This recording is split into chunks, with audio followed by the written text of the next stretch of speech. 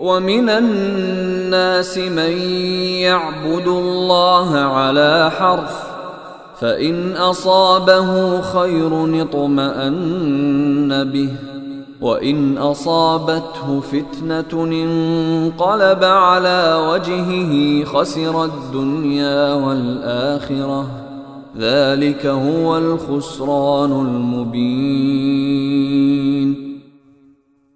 اور لوگوں میں وہ شخص بھی ہے جو ایک کنارے پر رہ کر اللہ کی عبادت کرتا ہے، چنانچہ اگر اسے دنیا میں کوئی فائدہ پہنچ گیا تو وہ اس سے مطمئن ہو جاتا ہے، اور اگر اسے کوئی آزمائش پیش آ گئی تو وہ منہ موڑ کر پھر کفر کی طرف چل دیتا ہے۔ ایسے شخص نے دنیا بھی کھوئی اور آخرت بھی، یہی تو کھلا ہوا گھاٹا ہے۔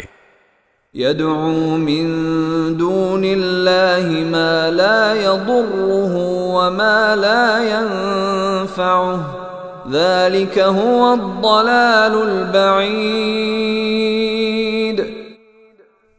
وہ اللہ کو چھوڑ کر ان کی عبادت کرتا ہے جو نہ اسے نقصان پہنچا سکتے ہیں نہ کوئی فائدہ دے سکتے ہیں، یہی تو پرلے درجے کی گمراہی ہے۔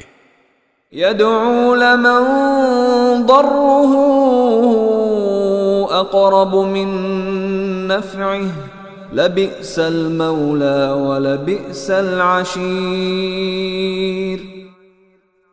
یہ ایسے جھوٹے خدا کو پکارتے ہیں جس کا نقصان اس کے فائدے سے زیادہ قریب ہے، ایسا مددگار بھی کتنا برا ہے اور ایسا ساتھی بھی کتنا برا۔ ان اللہ يدخل الذین آمنوا وعملوا الصالحات جنات تجری من تحتها الانہار ان اللہ یفعل ما یرید۔ جو لوگ ایمان لائے ہیں اور انہوں نے نیک عمل کیے ہیں، اللہ یقیناً ان کو ایسے باغات میں داخل کرے گا جن کے نیچے نہریں بہتی ہوں گی، یقیناً اللہ ہر وہ کام کرتا ہے جس کا ارادہ کر لیتا ہے۔